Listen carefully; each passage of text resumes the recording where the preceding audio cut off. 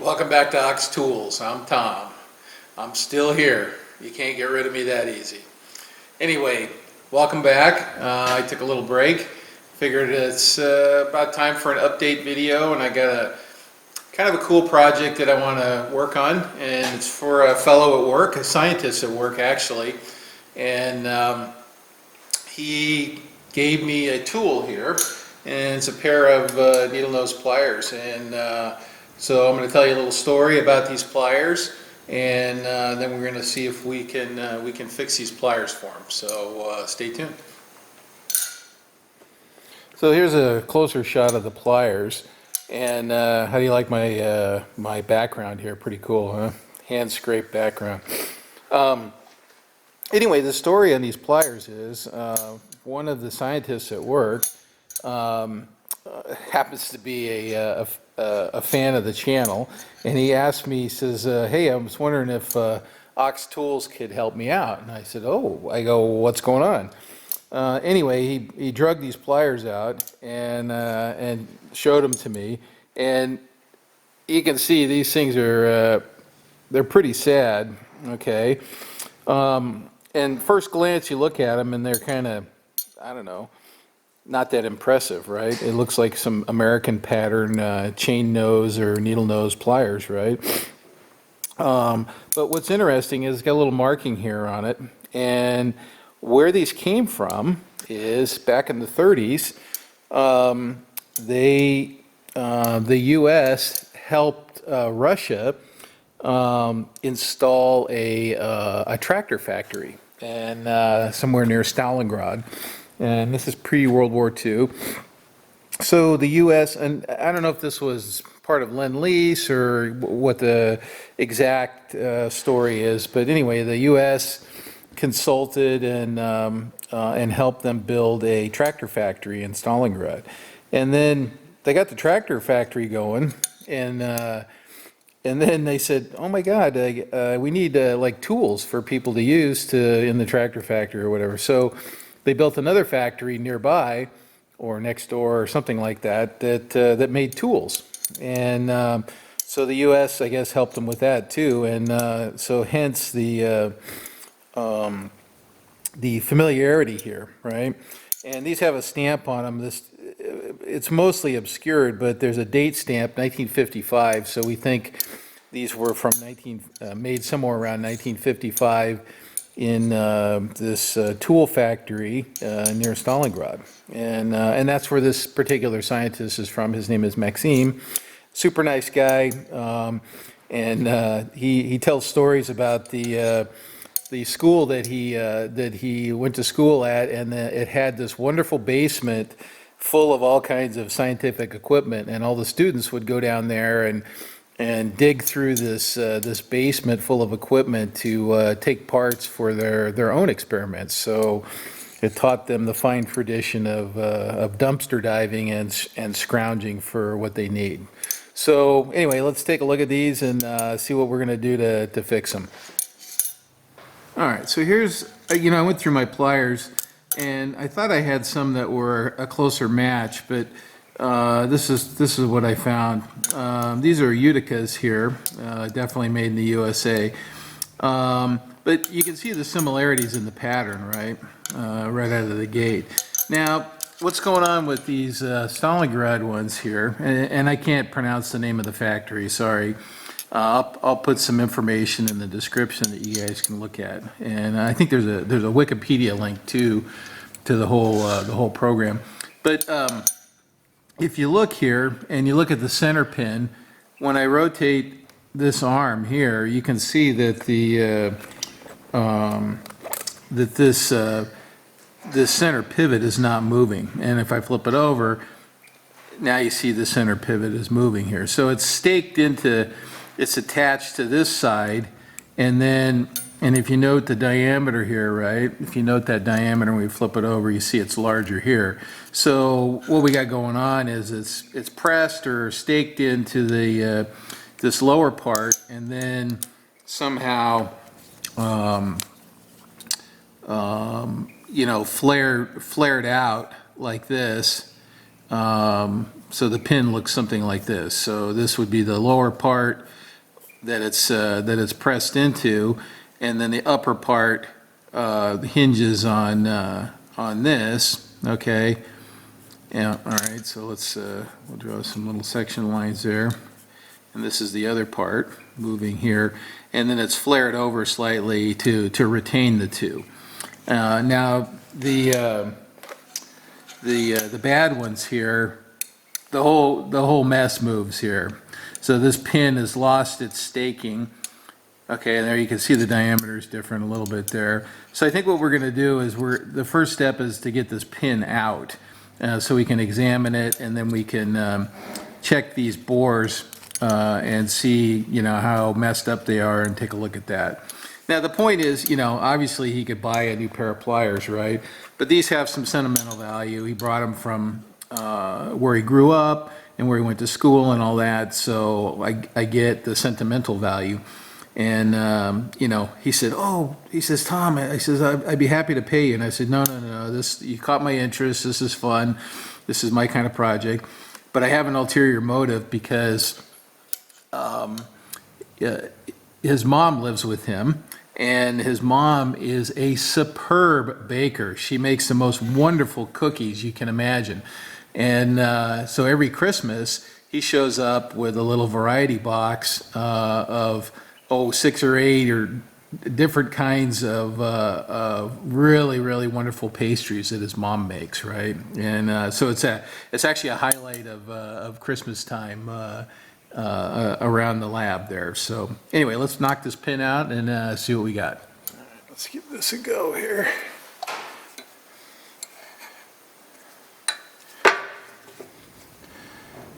Let's see if we can get it with this here. This is not.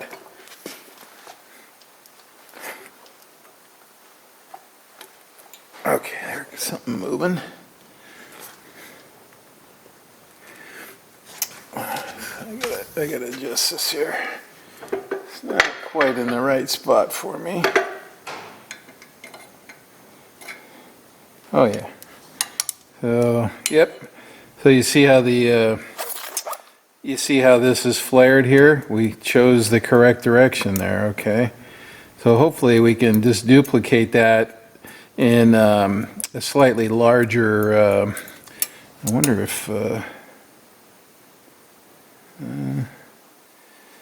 boy, did I pick a drive pin punch that was too big? Oh no, it's okay. Okay.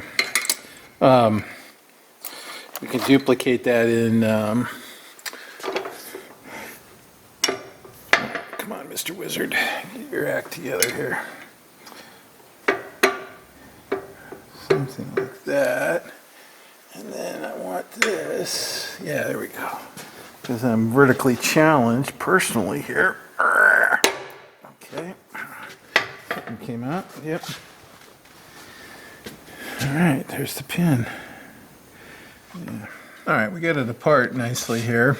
And so you can see both sides have a countersink that is for the smush of the pin. I'm going to call it the smush of the pin to give it a place to extrude some material in there and then retain it. It's actually pretty funny. This one side is in pretty good shape, and it's exactly 1/4 of an inch. 0.250. It's not 6 millimeters. It's not 6.2 millimeters. It's 1/4 inch. This side's pretty wagged out here, and I think this is the problem side here. So what we're going to end up doing, I think, is to get this back into proper use. Is we're going to make a stepped. We'll make a little stepped pin, so it'll look something like this here. I'll have a little angle on it, then I'll have a diameter, okay, and then it'll have the 1/4 inch here, like so, okay. So this part that's kind of waggled out here, we'll clean that up to some nominal diameter or some diameter, doesn't matter what it cleans up at, and then we'll retain our 1/4 inch here, and this will be a little longer than it needs to be, and then we'll do a well, we might have to make a tool to make the material flare this way a little bit when we press it back together. But I want to clean all these surfaces up so that they're mated nicely. And what I want to try to avoid, here's the other thing I want to try to avoid, is I don't want to, normally on a pair of pliers like this, they just flush grind the side to clean the rivet surfaces off, right? I don't want to do that on this side at least, because that's where the markings are. And this side doesn't seem to have any markings. It's just got some pecker tracks here where somebody tried to tighten the pin up. But I don't want to lose those marks. To me, that's part of the story, and I love a good story. And that's what caught my interest on these. Is it's just a good story, right? While I was messing around with these, I noticed that. And I don't know if you can quite see that, but this it's tweaked, and it's part of the issue here. So we're gonna do a little put a little English on this here. Clamp that up, and you might be able to see it now. That the handle is like that. Let's see here. Camera's right in the way here, of course. My big bald head.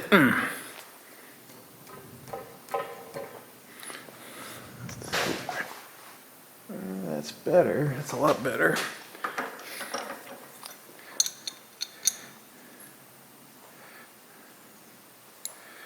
Okay.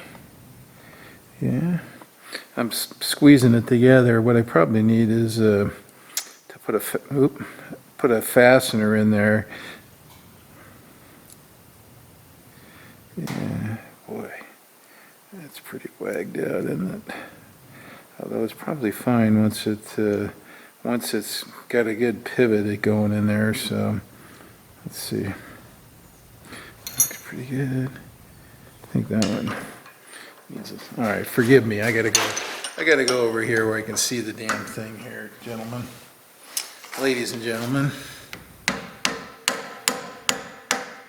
there we go.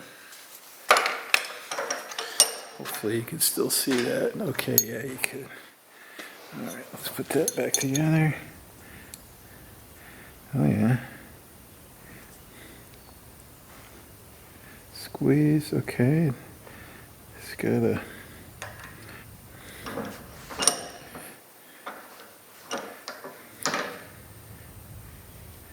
pretty good matchup. All right, that's better than it was. Boy, he must have really gronked on those things pretty good to get them to bend.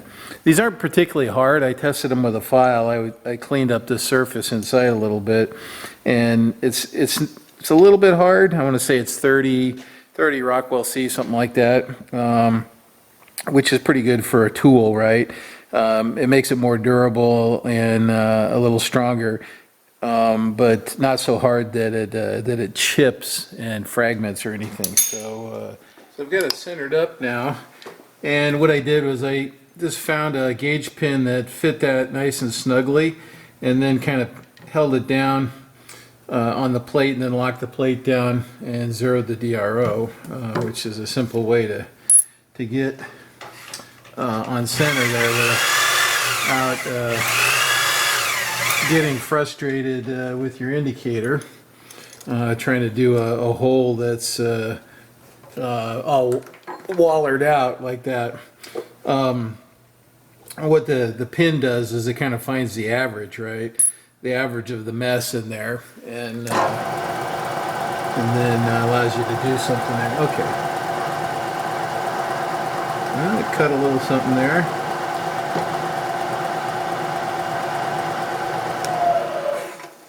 Cut a little something.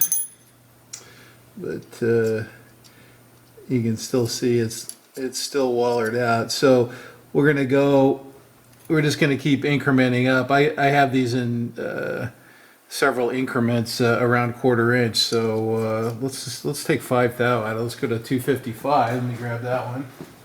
Let's see if that's enough to clean it up there. If we're lucky. We kind of don't care what the size is because we're going to make a custom pin. Oh yeah, that feels better. Might be okay. Might be all right. Let me grab a 255 pin. That's 255, and that fits. I don't really like that much. I mean, come on, you know, that's 254, definitely waggler. And then this is what I just reamed, 255. Now, it's not a lot of hole, admittedly, but I don't know about you guys. I think I want it a little better than that for this particular thing. Although, oh, you know what? Duh. Let me grab a 256 pin because I can make it anything we want. I'm just concerned I didn't quite clean it all the way up. So we're going to run the boring head through this to clean up the bore on this side. And then I realized that I need to kind of do both sides so that I know I have a nice straight hole through there. So let's center still.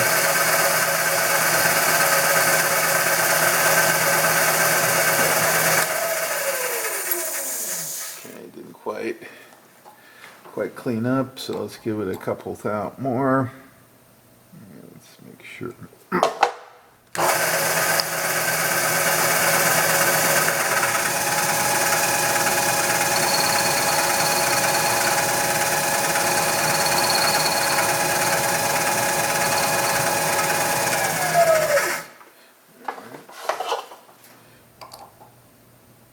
I just want to take the minimum out of there. It turns out that angle is 60 degrees included, so that's a nice, I don't know, I'll call it a convenient angle. So I'm tired of messing around here. Let's take a real cut there.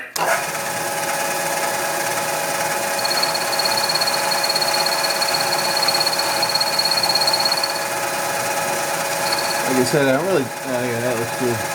I don't really care what the diameter is, as long as it's straight and smooth. Because I got to make a pin anyway, right?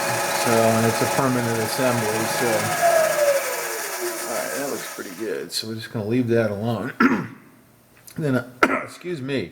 Then I'll set the other half up and bore it the same. And yeah, I think I should go in there and redo that chamfer a little bit. I don't have much there, so let me do that. So we got our 30-degree on a side angle on that tool, which forms the 60-degree included for the seat. Now I just got to get a couple of diameters in there.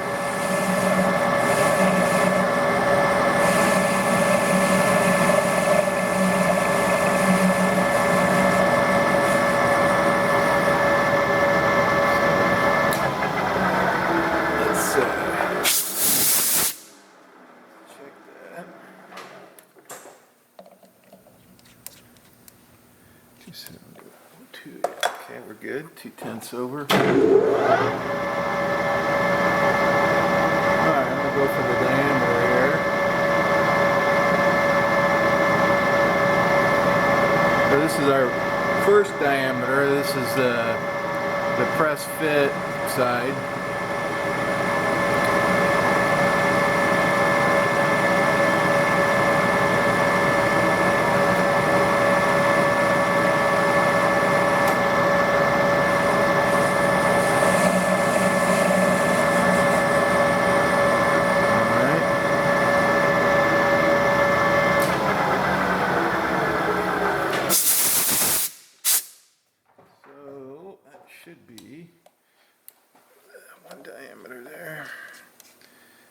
Yep, okay, that's good.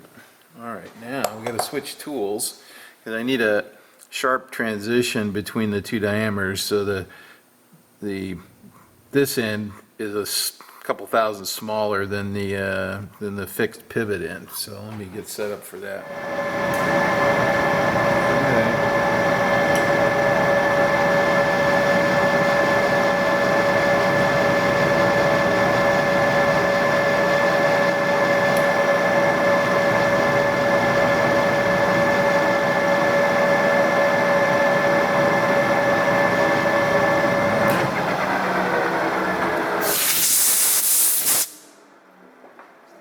Bit different.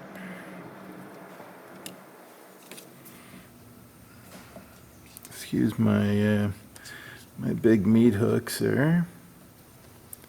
All right, right where I want it. I'm done. Okay, now I just gotta part it off appropriately, and actually, let me think this through here. What I want to do. I may want to assemble the pliers on this spud while we got it in the lathe, just to see what I want here. Let me think about that for just a minute. All right, so what we want to do here is make sure that this is up tight against that tapered shoulder.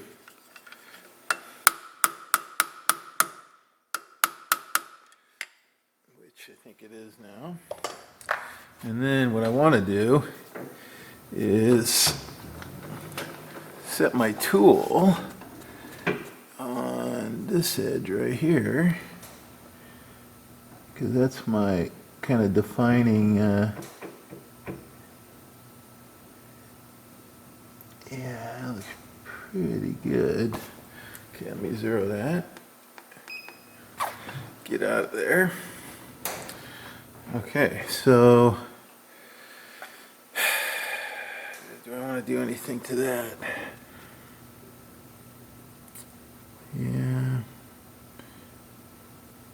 I thought about making a little spot drill there to assist in kind of spreading that material out, but let's see here. See how much we got hanging over here.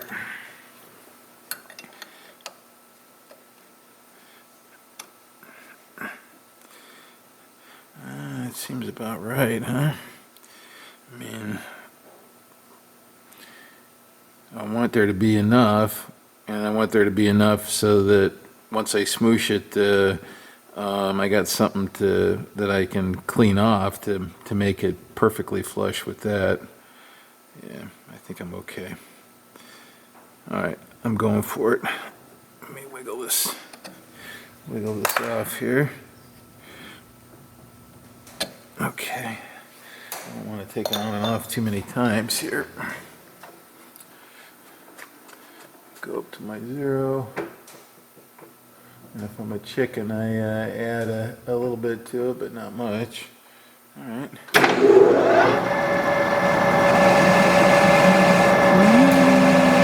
Good. Not much of the taper left, huh?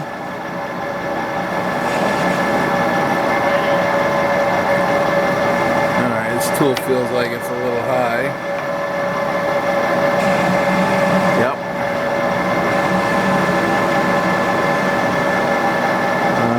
Minimal pip.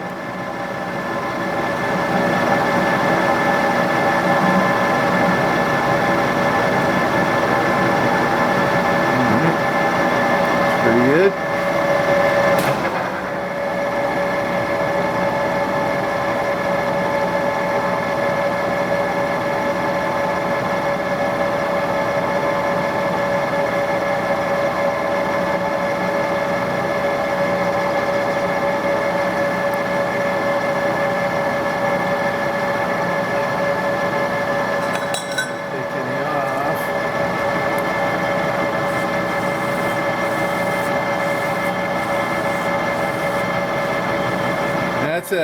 That's a dangerous edge there, so I don't want to push on it with my finger. I just want to kind of wipe at it, you know, it's like one of those marking gauges for wood, right? You know, it's got a kind of a razor edge on it. That's not very all right, that looks okay. I didn't want to face any additional off of that. Okay, that works. All right, let's look at smushing now. All right, so we're set up over here. I was vacillating between trying to heat that up or just cold form it. I think we're going to try cold forming it, see how that goes. But what I want to do before I do that is, you know, this is a permanent assembly. I'm going to put a little bit of blue moly on there, anti-seize, just because, you know, you won't be able to get in there very easily and do anything. That's probably a lifetime supply there. I want some in the in that as well. This would be better. Yeah. You know, all you need's a couple of molecules of this stuff to keep everything pretty happy.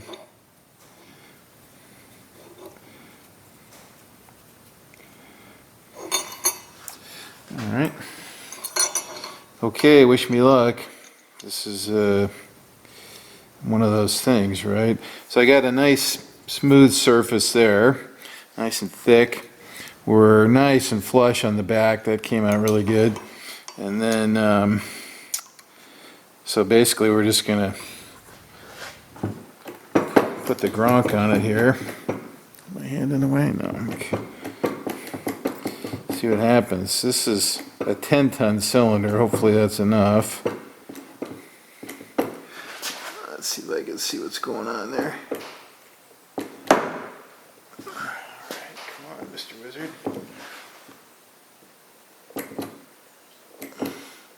Okay.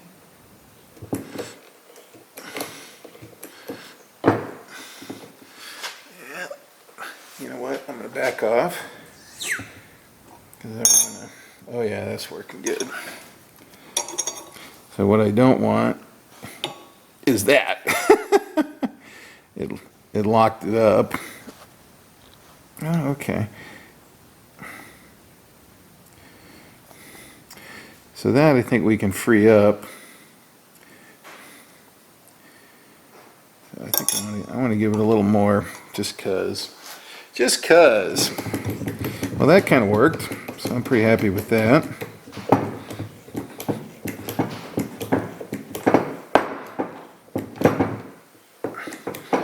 I gotta work on freeing them up a little bit. Alright, pretty symmetric. And it does operate. Yeah. Alright. That's pretty happy. And then so then the trick will be to take that down without, you know, some of these marks probably have sentimental value to Maxime, so we're going to try not to obliterate them and disturb as little as possible on these. So okay, let's work on freeing those up a little bit, getting them operating nicely, and then we'll take that excess off. So we're back over on the mill now, and took me a little while, but I got the joint loosened up a little bit. Now what I want to do is take this excess off and get close to that surface, but not on it. So let's do this.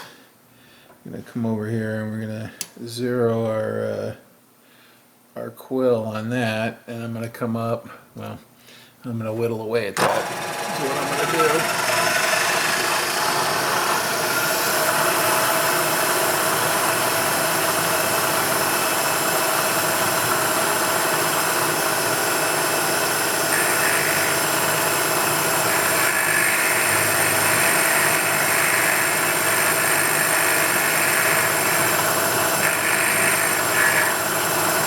So I forgot to mention that this, the material I use for the pin is 1144 stress proof, which is a nice material. You can get a good finish on it. It's very strong right out of the gate. Over 100,000 pound yield strength. And hold on, I gotta pay attention here.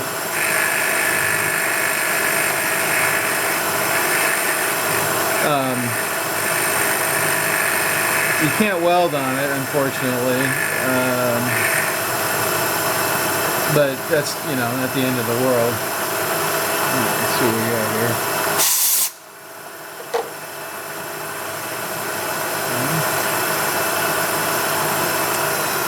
Let me check something here. I'm going to check and see what my DRO says on this side. Oh, wow. Okay. So that's quite a bit lower than that side. Okay. Yeah, so the question becomes, how far do I go? Like I said, I kind of don't want to lose that patina, right? Whatever.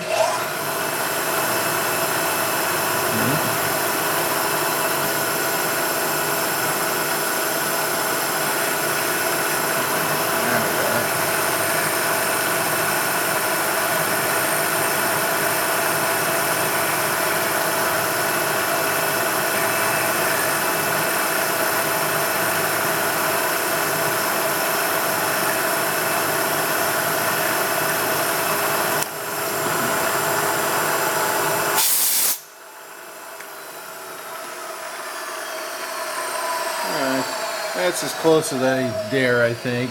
And then I'll do a little hand work on that, and I think we're going to call it done. All right, so I got a mask on here so that theoretically I can just work the pin a little bit.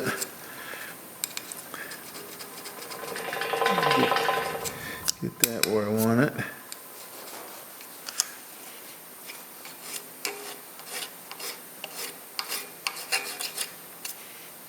Like that.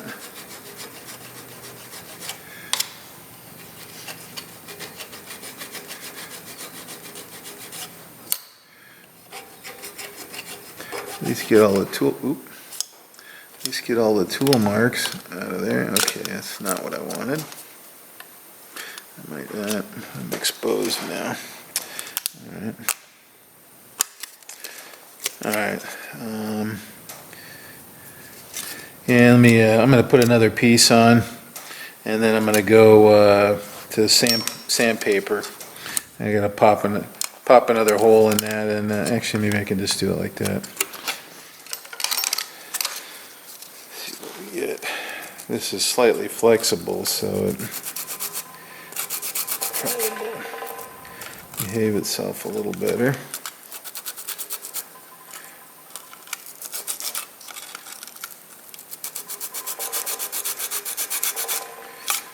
Oh yeah.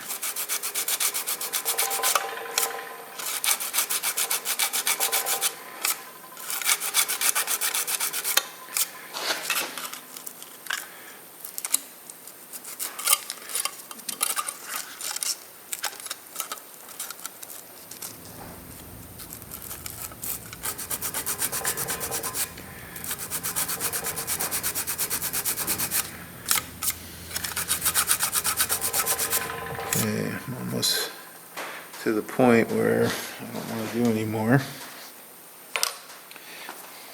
What I want is I want to cover that up. That was bugging me. I was worried I was gonna hit that spot and put a shiny spot on this.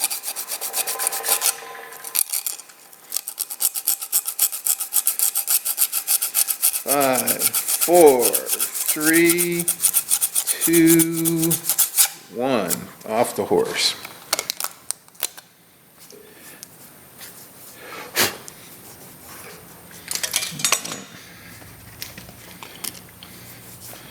Liquid Love.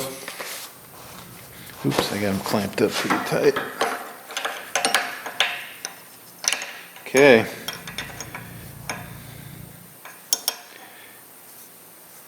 Okay, no edges that I can feel.